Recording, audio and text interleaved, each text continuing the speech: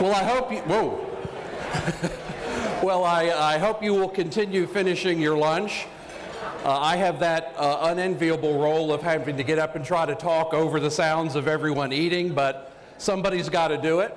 My name's Tom Giovanetti. I'm the president of the Institute for Policy Innovation.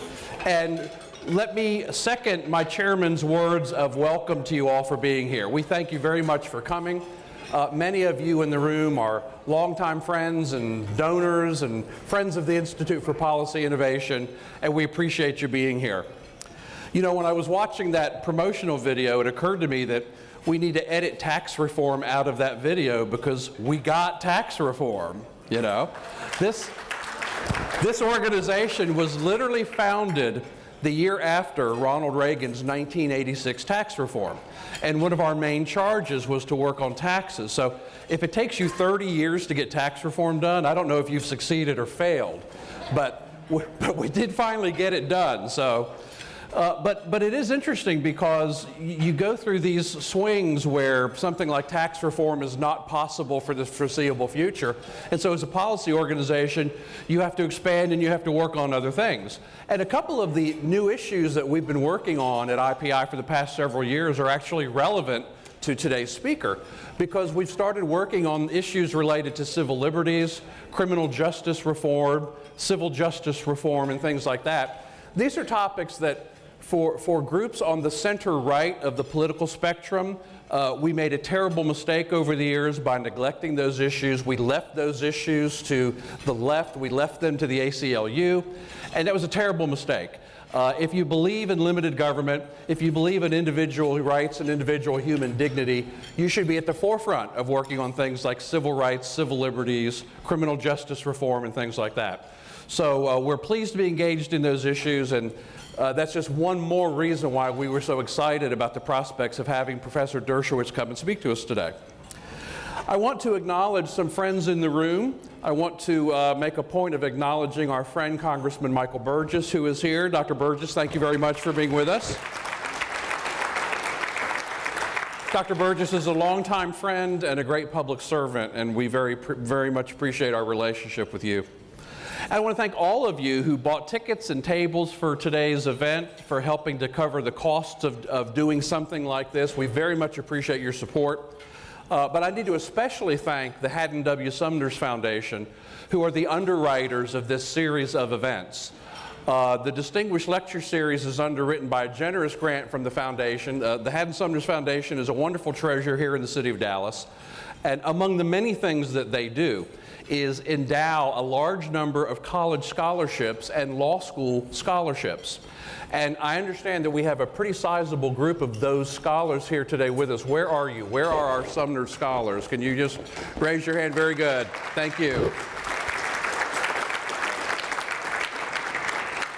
We know that college is always busy, especially in the middle of the week. We're sorry for scheduling a luncheon in the middle of the week, but we're glad you were able to come and join us. And thank you to their sponsors as well who were able to make that happen. One of the reasons why this series of luncheons is underwritten by the Sumners Foundation is to provide an enrichment experience for those scholars.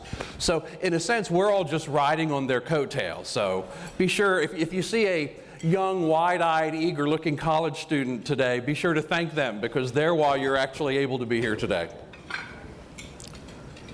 Now, I should point out a couple of housekeeping matters. First of all, on your table, you will find some 3x5 cards and some pens.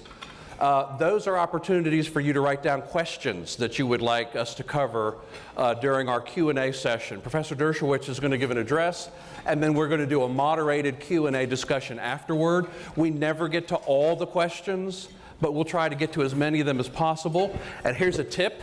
If you write very clearly, and if you write very short, punchy questions instead of paragraphs that have to roll over to the back of the card, you are more likely to get your question answered.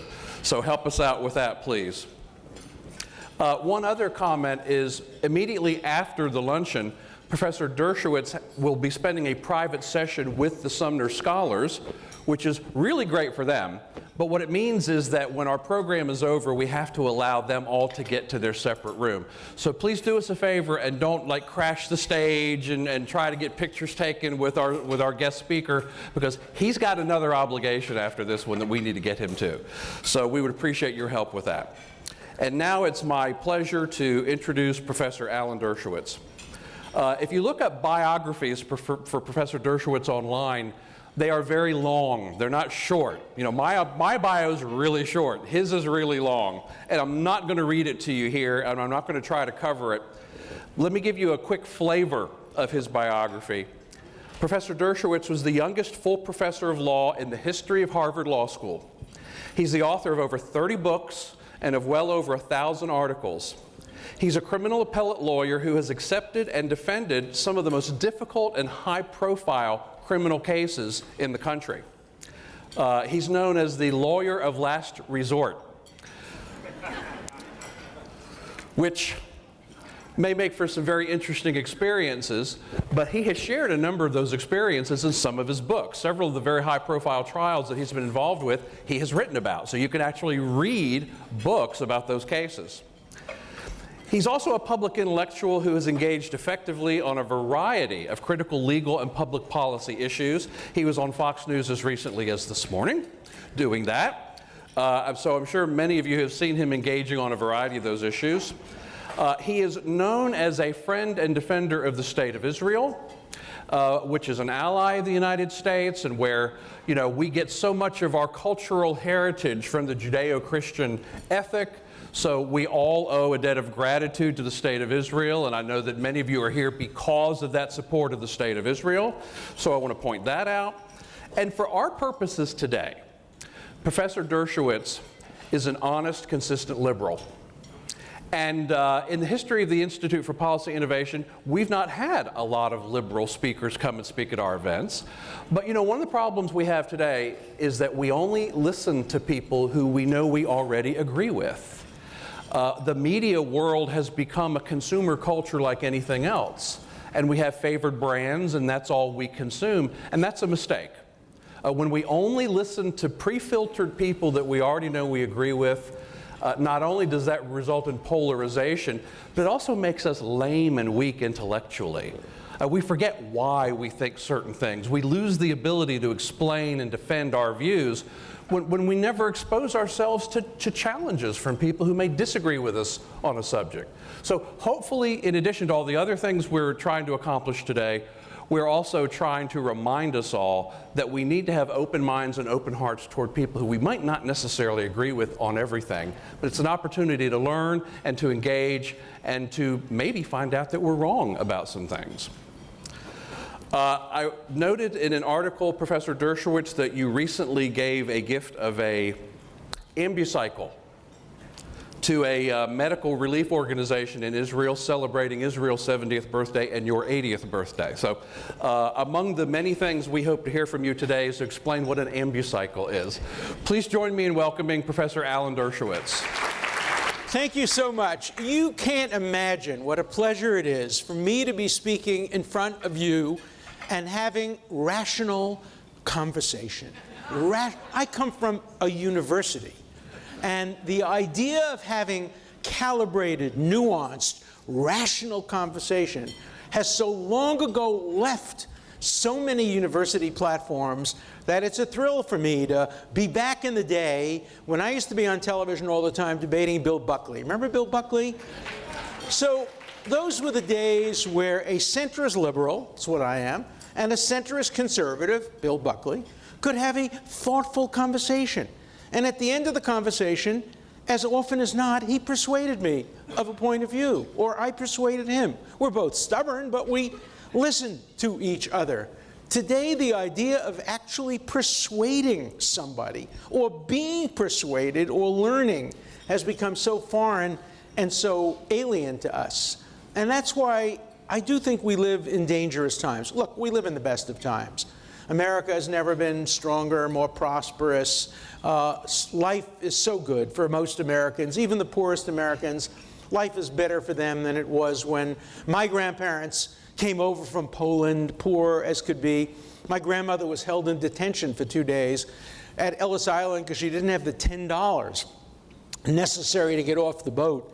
It's a very interesting story. She was 15 years old, living in a shtetl in Poland, when she got a call that her sister had died in childbirth in America, and she had to get on the first boat and marry her brother-in-law to bring up their 12 and 13-year-old kids. My grandmother's 15. She gets on the boat, never having met this guy, gets off the boat. He's not there. The boat came a day early, and he's held in detention. She's held in detention. I didn't know I had a family with a criminal record. I found that out recently.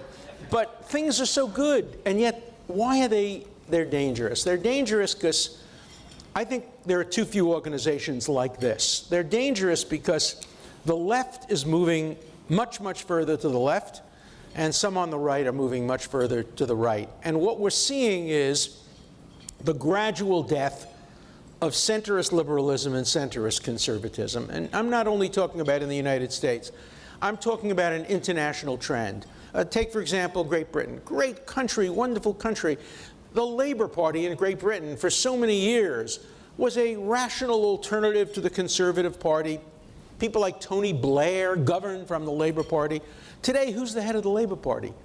Jeremy Corbyn, a Marxist, a racist, a bigot, a horrible human being, is the head of the party in England that may, in fact, dominate in the next election. Brexit, obviously, showed the dissatisfaction of so many people in Great Britain and increased nationalism. Look what's going on in Poland, the country from which my family came many, many years ago. We're seeing extreme nationalism, a statute passed saying it's a crime, punishable by 3 years, if you claim that the people of Poland were in any way responsible for the Holocaust. Now, the people of Poland did great things, many of them, during the Holocaust.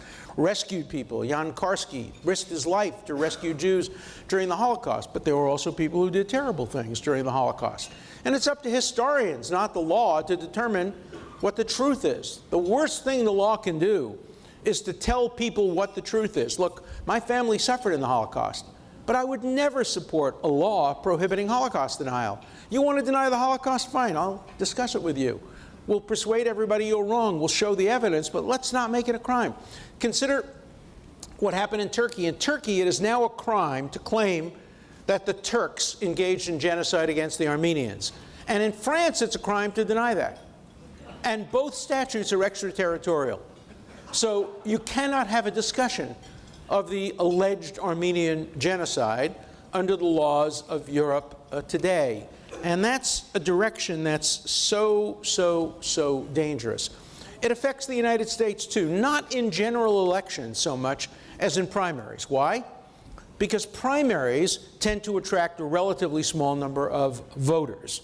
And as the result, a small number of extremists can control the fate of the country by denying centrists the ability to get nominated.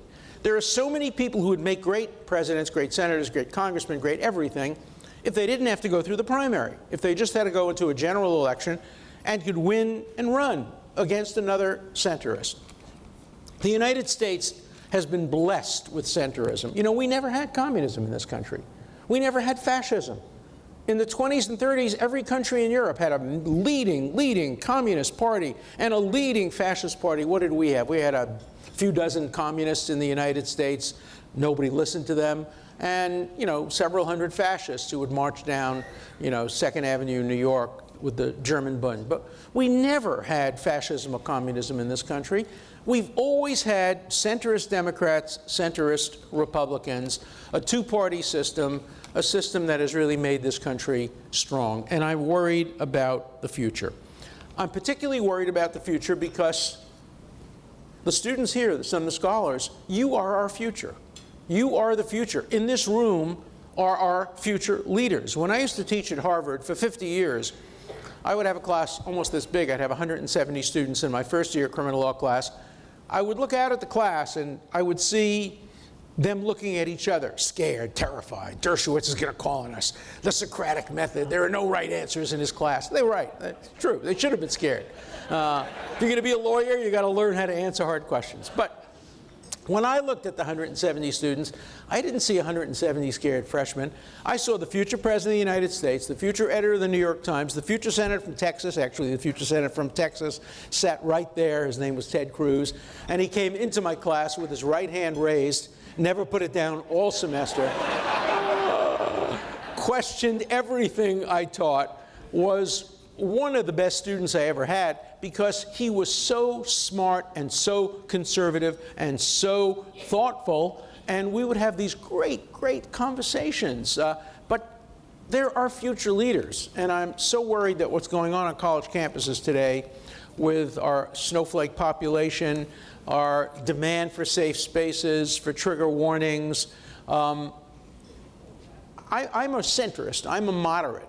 And yet when I went to Johns Hopkins University, there were attempts to ban me from speaking. Attempts to ban me from speaking at Berkeley, at Columbia. They don't want to hear opposing points of view. Radicals, whether on the right or the left, whether it's David Duke or Farrakhan or people on the extreme right or the extreme left, they know the truth with a capital T. And if you know the truth, why do you have to hear the other side? You know the truth. You know the other side is all nonsense. You know your views are all entirely correct. And so the intolerance that grows from extremism is spreading today on campus. And the problem, when I was growing up, I grew up in the 50s, McCarthyism.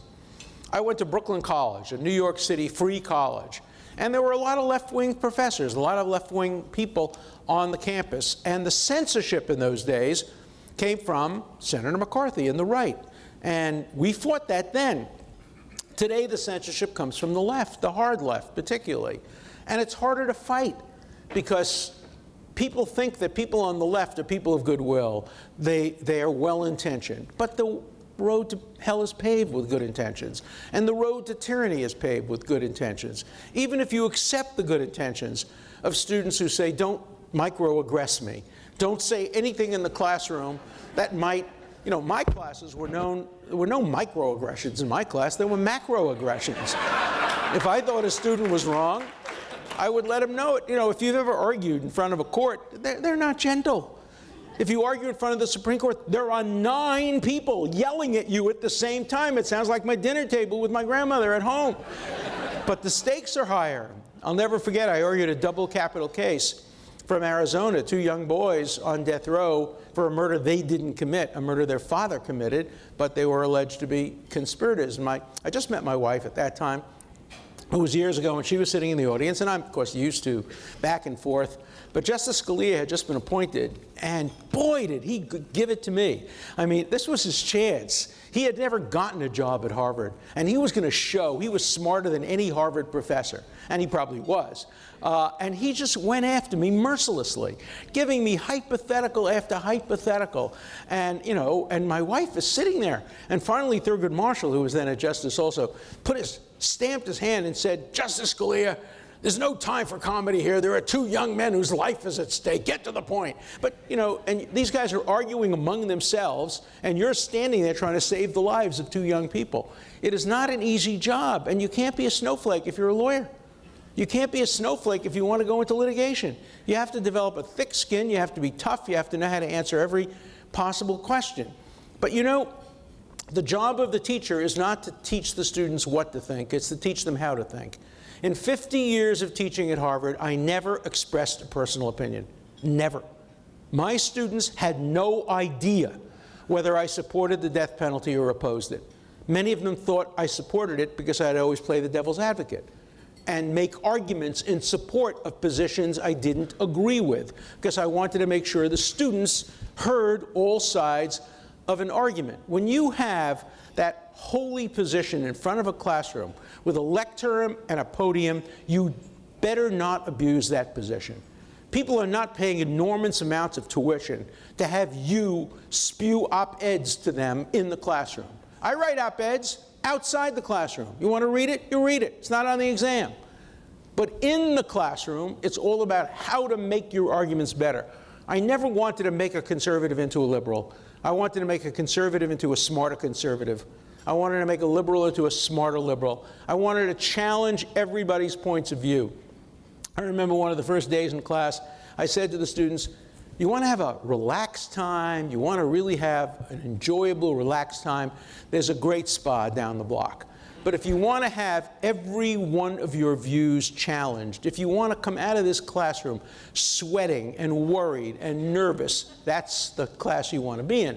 And I was a very, very tough teacher. And I think I produced some very, very tough students and some very good students, 10,000 of them. And I'm very proud. And I always contribute like a couple of bucks, 20 bucks, 100 bucks to any candidate, no matter who it is, who was a former student of mine running. So when Ted decided to run, I sent him, I don't know, 20 bucks. He sent it back. He said, I don't know if it'll damage you or me more if it becomes known that you contributed to my campaign. But I did, because I'm proud of my students, and I'm proud of conservatives, I'm proud of liberals. You know, I'm experiencing something now that relates to this. I'm sure we'll talk about it during the question and answer period. I'm a liberal Democrat. I voted for Hillary Clinton. I supported Hillary Clinton. I contributed to her campaign. I wanted to see her win. I know Donald Trump. I voted against him. But I don't think he's being treated fairly. And I think that the special counsel and the investigation is a disaster for America.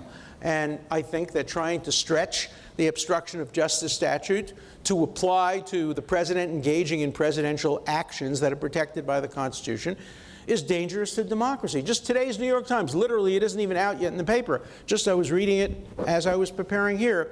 It turns out that there's a report that Dowd, President Trump's lawyer who quit, had offered or suggested, he denies it, suggested pardoning Flynn and others who are under investigation. And people have said that's an obstruction of justice. No, it's not. It's a presidential act. The president's entitled to pardon. George H.W. Bush pardoned Caspar Weinberger and 5 other people on the eve of their trial. And the special prosecutor said he did it to cover up, to prevent the truth from coming out. But nobody suggested that's an obstruction of justice. You can't commit a crime when you're engaging in authorized conduct under the Constitution. Pardoning is an authorized act. Firing the head of the FBI is an authorized act under the Constitution. So what I'm so worried about is not so much President Trump, he can defend himself, but I'm worried about the law being stretched, becoming elastic-like. Today it's applied to President Trump. Yesterday it was applied to Bill Clinton. In the middle it was applied to Hillary Clinton. Tomorrow it could be applied to you. You know, it was H.L. Mencken who said, the job of the civil libertarian is to defend the SOBs, because first they go after the SOBs, nobody complains, and they establish the precedents on them, and then they come after the rest of us. And that's what has to happen. Or the great Protestant theologian who famously said, when the Nazis came for the communists, I did nothing because I wasn't a communist. When they came for the trade unionists, I did nothing because I was a trade unionist. When they came for, then he lists others, and finally when they came for me, there was no one to speak up. And you can be a selfish civil libertarian. You can be a civil libertarian because you know that when you speak out on behalf of the most despised, and obviously President Trump is not the most despised in this room, but let me tell you where I come from, he is the most despised.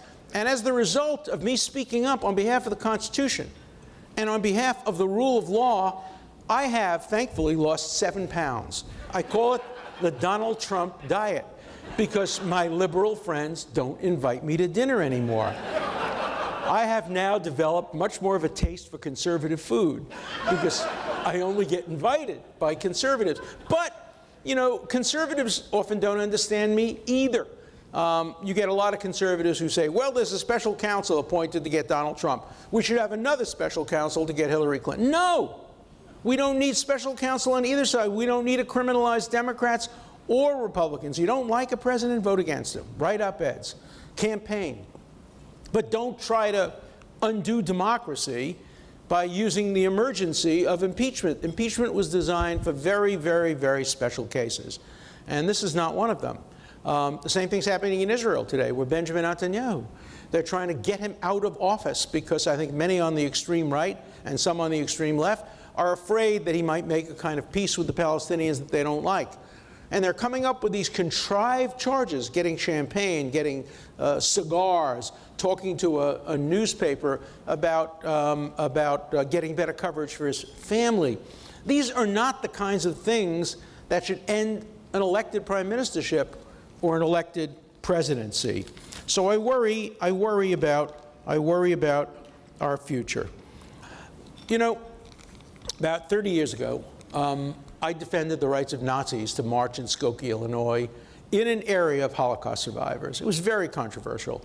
These were Nazis who clearly picked Skokie because they knew there were many Jewish survivors, and they knew how aggravating and annoying it would be to remind them of what they had been through. It was horrible. The Nazis were inexcusably cruel. But I stood up for their right to speak out, because if you don't speak up for the Nazis, the precedent will be used against Martin Luther King today and against you and me tomorrow. When it happened, my mother called me on the phone. My mother never went to college, very smart, but never went to college.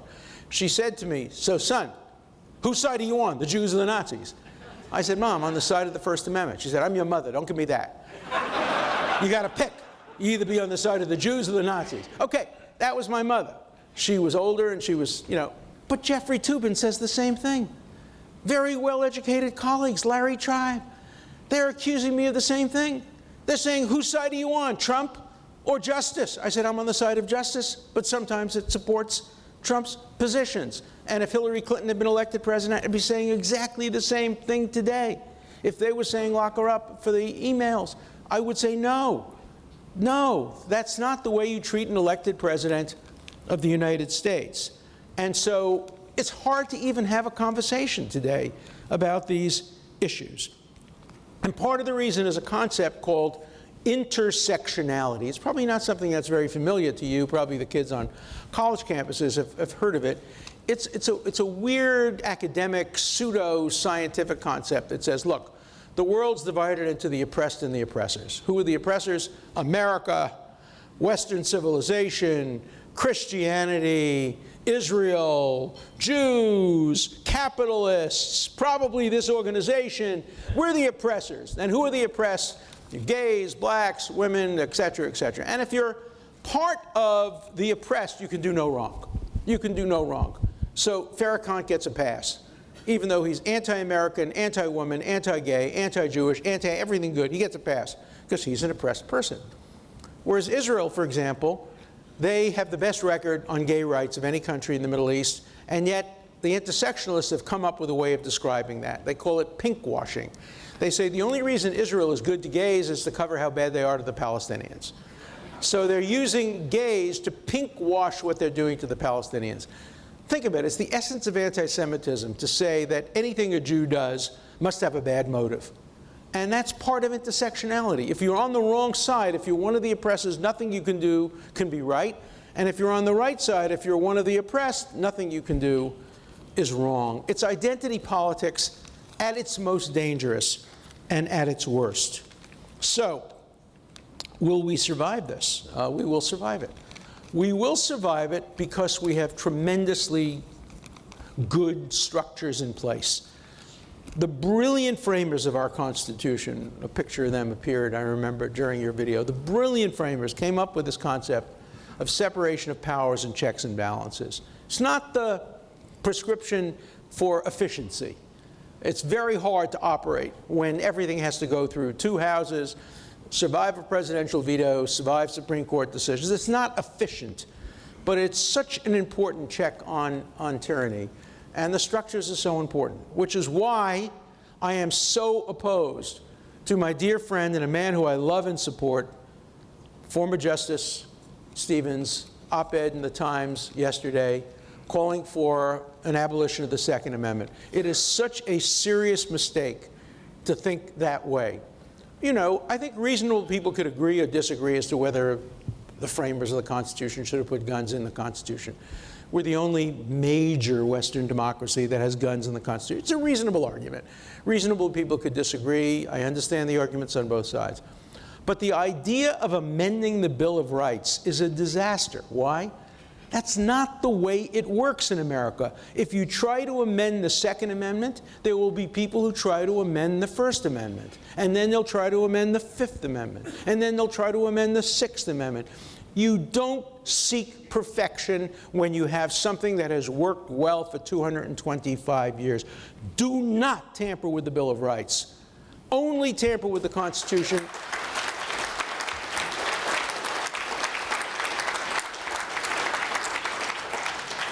The framers didn't make it easy to amend the Constitution for a good reason. As Hamilton said, this is a document for the ages. As John Marshall said, it is a Constitution we are expounding.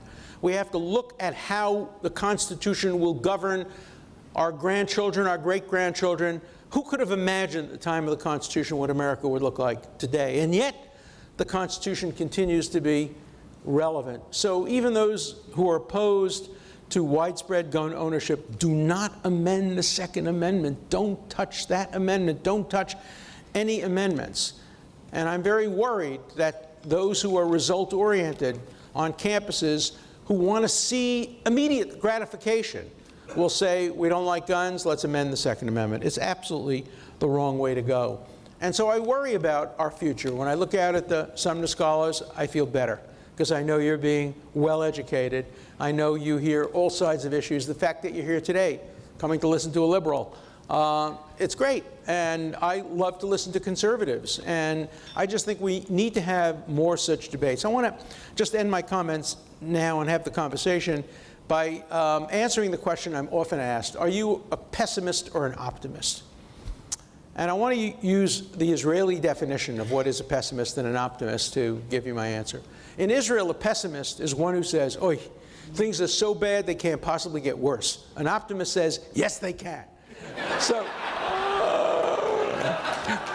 I'm an optimist.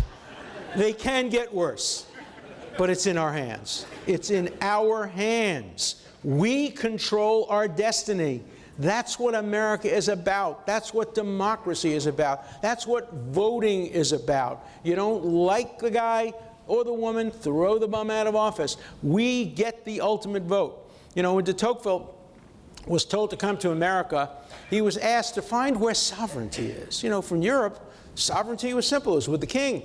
Where is sovereignty in America? Was it with the House of Representatives, which originates monetary bills? Was it with the Senate? Was it with the Supreme Court? Was it with the presidency? And he said, very simple, it's with the people. So thank you for being people who involve yourselves in the activities of government, and may you all and may this organization go from strength to strength. Thank you very much. So I was so intimidated about talking to Professor Dershowitz that we're going to double team you. Thought I needed some reinforcements. First of all, we're outnumbered.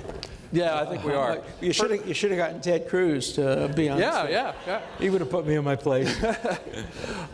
First of all, thank you. That was refreshing and bracing and more than we hoped for. So thank you so much. Dr. Matthews and I are both, I think, going to ask you a couple questions, and then we're going to have folks walking the room gathering 3x5 cards. So if you have a question on a 3x5 card, hold it up, wave it around, be obnoxious, and someone will gather your card and they will bring them up here to us. You covered so many of the things that I wrote down here that I wanted to talk to you about, so you made my job easier in a lot of ways. One of the things that I wanted to ask you about is this intersectionality on campus and how just unnerving it has been to many of us to see sort of how quickly this sort of cultural Marxism has come to the fore, and to where opinions that differ are just, they're illegitimate. They don't even deserve a hearing. And when you couple that with the kind of tribalism that we're also seeing, where, as you explained, are you with the Nazis or are you with the Jews or whatever? Right. We run into this all the time. Republicans and conservatives run into this. You're expected to either be a complete unapologetic defender of everything the Trump administration does, or you're expected to just always be in opposition. And it's sort of like people have forgotten that. Who do you support? I support the Constitution. I support principles. If a politician is aligned with the Constitution, I'm there with them. We run into this. I mentioned earlier that we're doing work now on criminal justice reform and things like that. So you run into this with law enforcement. Well, aren't you a supporter of law enforcement, right? To which I think the answer is, I support the Constitution. And when law enforcement is on the side of the Constitution, I'm on the side of law enforcement. Can you talk a little bit about some of the stuff that's going on criminal justice reform, because this is one of those areas where there's actually a lot of bipartisan work going on together. I mean, Newt Gingrich is sitting down and working with Van Jones on criminal justice reform and trying to get to a more just system where we're still trying to make sure that things like mandatory minimum sentences and things like that aren't just destroying people's lives that can still be redeemed. I agree, and I do think there's room for tremendous consensus. I worked very hard both with Orrin Hatch and with Ted Kennedy on criminal justice reform in the 80s. Here are, a liberal and a conservative working on trying to create fair sentencing, trying to eliminate the disparities based on individual judges and creating some kind of a coordinated system. I think that conservatives and liberals can agree that there are probably both too many and too few people in prison today. That is, too many people who are very unlikely ever to recidivate, who go to prison for the terrible crime. The worst crime you can commit in America that'll get you 10 years in jail is pleading not guilty. If you plead not guilty today in court and are found guilty, you usually get 10 extra years added onto your sentence. So that the end result is that the closer the case, I'll give you an example.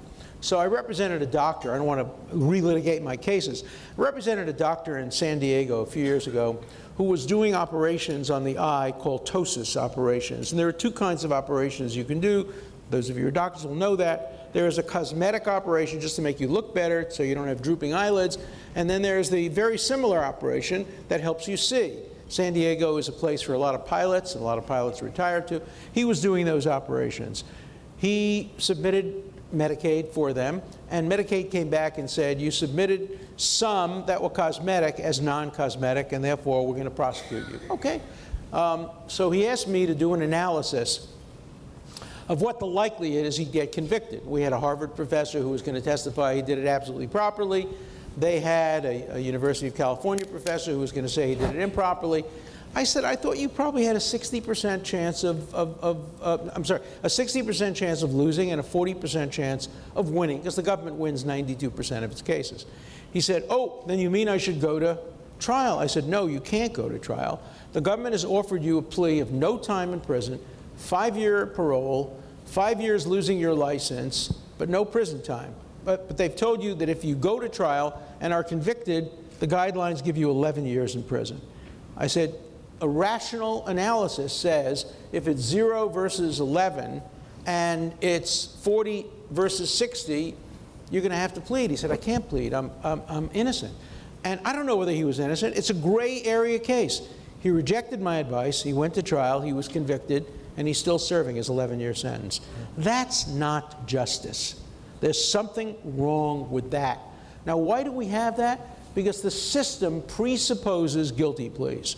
There aren't enough judges, prosecutors, and courthouses in the country to actually litigate every criminal case. If suddenly half of the criminal cases went to trial, we'd have to shut down the system. So the system has to create tremendous incentives to make you plead guilty. And the vast majority of people who plead guilty are guilty. And that's okay. But when you have pressure on you to plead guilty when you may or may not be guilty, that really undercuts what the Sixth Amendment right to trial by jury is all about. So I think that's something liberals and conservatives could agree to. Nobody wants to see people get multiples of their sentence because they exercise the constitutional right. There are other things we can do as well, and I think we should be working together in this area. We also like to say that we should put people in prison that we're afraid of, not people that we're mad at. Yeah, oh, that's very true. Yeah. And it shouldn't be being afraid based on racial stereotypes or other stereotypes. It should be based on individual criminal records. You make the case in a column at the time and in your book, Trumped Up, that when Democrats were looking at voting for a new leader, Tom Perez or Keith Ellison, that if Keith Ellison had been chosen head of the Democratic Party, you would resign your membership. Absolutely. And you said in there, you said, not because I'm leaving the Democratic Party, it's the Democratic Party has left me. Which sounds a lot like something Ronald Reagan said. Exactly what Ronald Reagan said, right? So my question is, Ronald Reagan left the Democratic Party and became a Republican. If the Democratic Party keeps shifting to the left, are we likely to see you saying you're a liberal Republican? No, I'll tell you why. I want to fight within the Democratic Party. I still think there's hope for them. You still have enough centrist Democrats, particularly in elected positions, but I want to be a dissenter within the Democratic Party. I want to be the one fighting against Keith Ellison. Look, I helped defeat Keith Ellison. Keith Ellison thinks that I defeated him. I hope he's right. I think there was a lot of things that defeated him. He was too friendly with Farrakhan. He lied about it. He's still deputy chairman, so we didn't win a complete victory.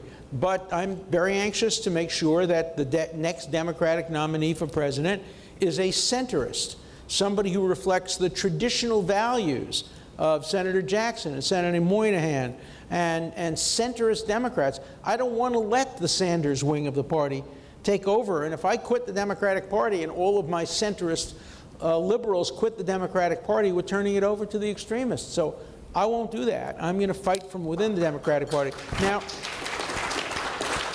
there are red lines. There are red lines. And Farrakhan and Ellison were red lines. And if there is a red line crossed, I would have to reconsider.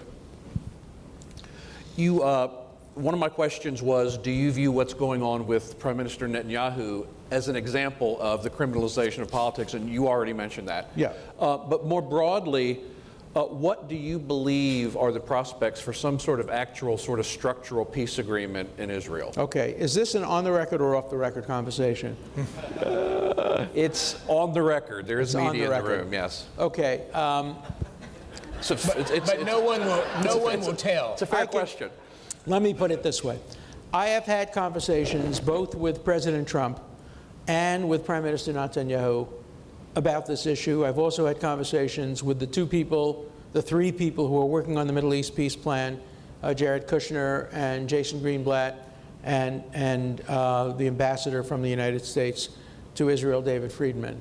I know that the president is coming up with a proposal, an overarching proposal, that I think will be, from what I understand, I haven't seen it, but I've discussed it, I think will be a good one. And I think the answer, the resolution of the Middle East is so obvious to anybody who really thinks hard about it, but it's getting there that's so hard. In the end, Israel is going to have to stop the settlement activities in the heart of the West Bank, but we'll probably be able to hold on to the settlement blocks that are right outside of Jerusalem in exchange for a comparable amount of land in areas of Israel that are now inhabited largely by Israeli Arabs. So there'll be property exchanges, land exchanges. Jerusalem will never be divided, but it's big enough to have a Jewish-Israeli capital in West Jerusalem and a Palestinian capital in East Jerusalem. The right of return is a non-starter. It's not going to happen. There are very, very few people who actually left Israel in 1948 who was still alive. So I think Israel will offer a symbolic right of return of 5,000, 10,000, 20,000, family reunification. And ultimately, there has to be two states for two people. That's what the UN decided in 1947 and 1948. The Palestinians rejected it. That's what Israel offered in 1967. The Palestinians rejected it. That's what Israel offered in 2000, 2001. Arafat rejected it. That's what Omar offered in 2008. The Palestinians rejected it. The Palestinians have never missed an opportunity to miss an opportunity. And they don't know how to take yes for an answer. As Abba Eban said in 1967, when Israel offered to return all the lands they captured in a defensive war, and the Palestinians went to Khartoum with the Arabs, and they said no negotiations, no peace, no recognition. Abba Eban said this is the only war in history where the victors are offering to surrender and the losers are demanding total surrender of the other side.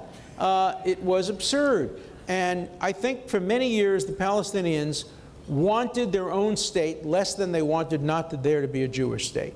I think they were more interested in not having a Jewish state next to them than were interested in having their own state. I think that may be changing. I think it's going to be hard. There are going to be elements that make peace now more difficult. What are they? One, Netanyahu is under investigation, and therefore he needs to maintain strong support from his right wing. And there are those on the right wing who don't believe in the two-state solution. I don't know what the alternative to the two-state solution is. Certainly you can't have an occupation forever. And certainly you can't create one state. If you have one state, it won't be a nation state for the Jewish people. It'll be yet another Muslim state with Sharia law in which Jews are a minority. I just came back from Morocco. I don't want to see Israel become Morocco. Israel contributes a great deal to the world. It's 70 years old. I don't think any country in the first 70 years of its existence, certainly a country as small as Israel, has ever contributed as much to the welfare of humankind in terms of medical technology, agricultural technology, learning how to fight terrorism within the rule of law, absorbing 1 million immigrants from the Soviet Union. Amazing what they've done in 70 years. Has it been perfect? No. Was America perfect in its first 70 years? No. Countries grow and develop. But the idea of not having an Israel would be a terrible, terrible thing for the world, for the Jewish people, for the Israeli people. So I do think that some compromise peace, where there are sacrifices on both sides, is essential. And I have offered both Prime Minister Netanyahu and President Trump any assistance that I can give in helping to bring the parties together. And I hope that we will see in my lifetime, if not in my lifetime, in the lifetime of your scholars, peace in the Middle East. Imagine what the peace dividend would look like if Israel could turn its swords into plowshares, its nuclear weapons into nuclear medicine. Wow. And what it would do for the Palestinians. Palestinians are great people. They're innovative. I have a friend, a graduate of Harvard Law and Business School, who started a hedge fund in Israel that only invests in Israeli-Palestinian partnerships. It's located in Ramallah. Israelis and Palestinians work together. Many Palestinians are very high-tech, very sophisticated. The peace dividend would be fantastic. The will to peace is there. It's hard to get there, and I'm hoping maybe the Trump administration can do it. As I said to President Trump when I last spoke to him, if you can resolve the North Korea issue and the Israeli issue, wow, your legacy has been established. Professor, I have some questions to take us back to the Bill of Rights, which you've defended. There is one that conservatives have really latched on to, is the 10th Amendment, which says those powers not specifically delegated to the federal government are reserved to the states or to the people. You're a constitutionalist. I think one of the differences between conservatives and liberals have been conservatives see liberals doing so many things, and we say, wait, the federal government isn't empowered to do that. Can you defend that? Tell us your view on the 10th Amendment. Not only can I defend it, I was a law clerk for Justice Arthur Goldberg, the first justice ever to really try to resurrect the 10th Amendment. And his successor, who was a law clerk there after me, Stephen Breyer, also thinks the 10th Amendment really means something. I think it really means something. By the way, I think the Second Amendment has to be interpreted in light of the 10th Amendment. The Second Amendment, after all, resulted from a great dispute between Hamilton and Jefferson. Jefferson did not believe in a standing army. Hamilton believed in a standing army. And the resolution was reflected in part of the Second Amendment that says that Congress, remember, the Bill of Rights is all about Congress. It's all about limitations on congressional power. The First Amendment doesn't say there's a right of free speech.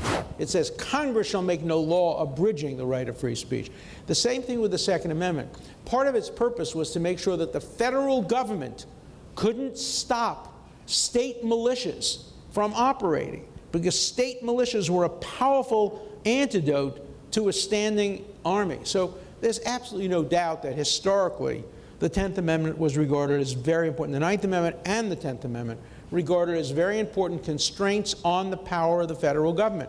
We have to always remember that the Constitution of the United States was a compromise following the Articles of Confederacy. Under the Articles of Confederacy, every state was a nation and had sovereign powers. Under the Constitution, we have the Supremacy Clause that says, no, states are not sovereign nations, only the United States is a sovereign nation. But I agree, remember, I'm a civil libertarian first and a liberal second. And as a civil libertarian, I believe in limited government, but I want to throw the challenge back to you. As a person who believes in limited government, I'm strongly opposed to any government, state government or federal government, telling a woman how to deal with her own reproductive rights. I am strongly opposed to any government telling people who are gay who they can have relationships with. I'm, as a liberal civil libertarian, consistent in opposing government intrusion into the bedroom as much as I am into the wallet. And I think there are some conservatives who don't take a consistent position on that, who say the government does have a role to foster religion, for example, promote religion. I grew up in a religious tradition. I love my Judaism. I don't need help from the state. I don't need the government to tell me that you have to support my religion or your religion. I think religion should stand and fall on its ability to attract people. So I strongly believe in separation of church and state. I strongly believe in a woman's right to choose. By the way, I don't support Roe versus Wade, never did, opposed it in 1973. I don't see that right in the Constitution, but I do see as a matter of the right political view that the government shouldn't be telling women that they can have abortion. So it's a complicated issue.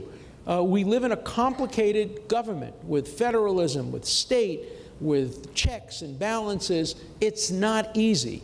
And I think that we did it right back 225 years ago, and we ought to keep doing it right. Staying with the Bill of Rights, the Supreme Court has taken a very broad view of free speech, political speech, extending that not only to political contributions, but political contributions not from individuals, but actually from companies and corporations. Do you agree with that? And thus, does that mean that you agree with the Citizens United decision, or do you think Citizens United was a mistake? People were very surprised to hear me say that I reluctantly agree with Citizens United as a matter of constitutional law. Here's my view on it. I think too much money in campaigns is a bad thing for democracy. As a matter of policy, I would like to see corporations have limits on what they contribute to elections. As a matter of policy. But as a matter of constitutional law, I believe in a broad First Amendment, and money is speech. I have no doubt about that. Money is speech.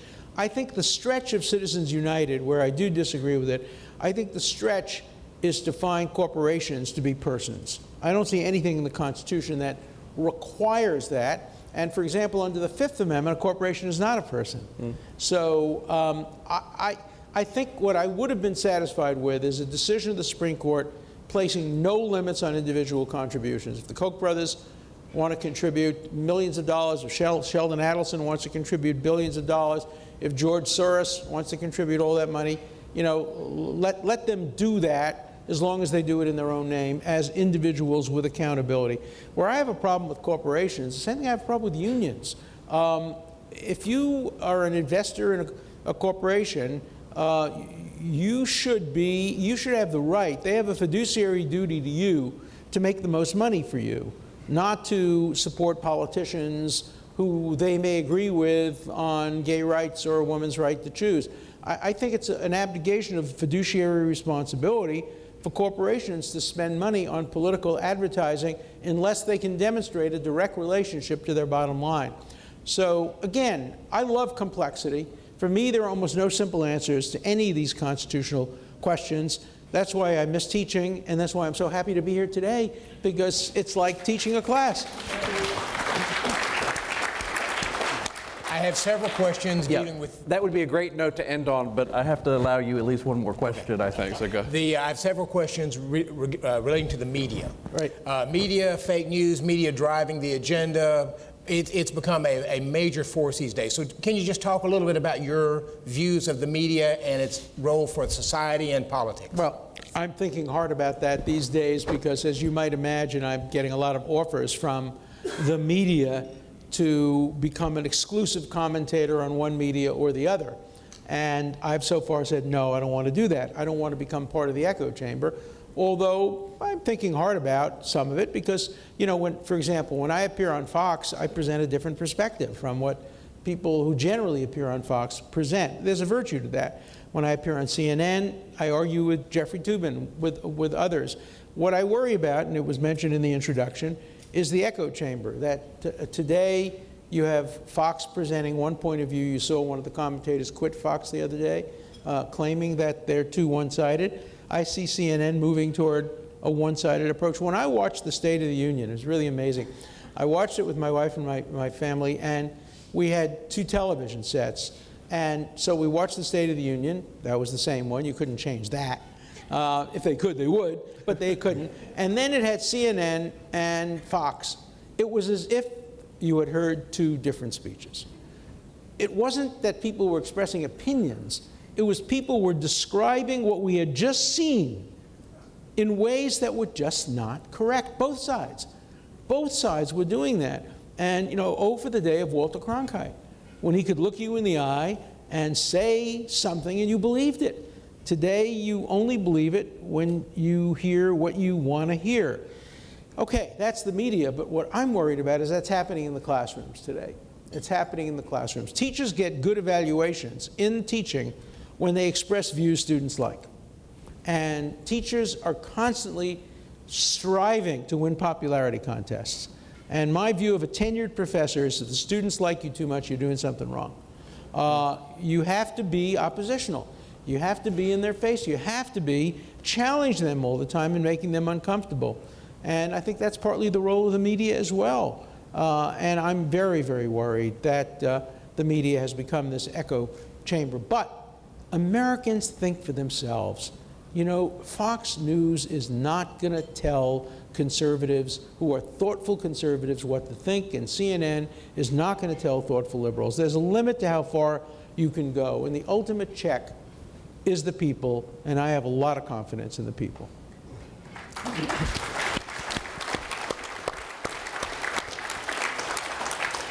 I'm afraid we do have to stop there, so if we didn't get to your question, I'm sorry. They were all good.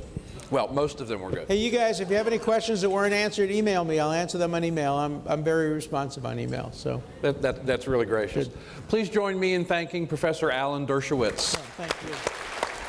Thank you so much. Really for the great interesting. question. Thank you.